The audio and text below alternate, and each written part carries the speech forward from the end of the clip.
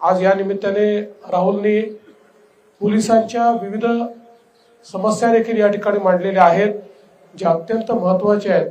सातत्याने राहुल दुबाले आणि police boys संघटना ही पोलिसांच्या समस्या मांडत असते, पोलिसांना न्याय देण्याचा प्रयत्न करत असते।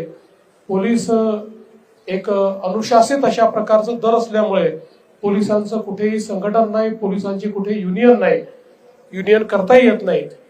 पण त्यांच्या योग्य मागण्या या सरकारपर्यंत पोहोचल्या पाहिजेत आणि त्या सुटल्या पाहिजेत, याकरता पोलीस बॉईज संघटना ही सातत्याने त्या मागण्या घेऊन त्या ठिकाणी येत असते। आणि म्हणून मी राहुलला आश्वासित करू इच्छितो की पोलिसांच्या मागण्या असतील, पोलीस पत्नींच्या मागण्या असतील, घरांच्या असतील, आरोग्याच्या असतील, शिक्षणाच्या असतील, पोलिसांच्या मुलांच्या त्या ठिकाणी एम्प्लॉयमेंटच्या मागण्या असतील, अशा या सगळ्या मागण्या निश्चितपणे मागच्याही काळात आपण लक्ष घालून त्या पूर्ण करण्याचा प्रयत्न केलाय आणि भविष्यातही आम्ही आमच्या पोलिसांच्या पाठीशी अतिशय भक्कमपणे उभे राहू।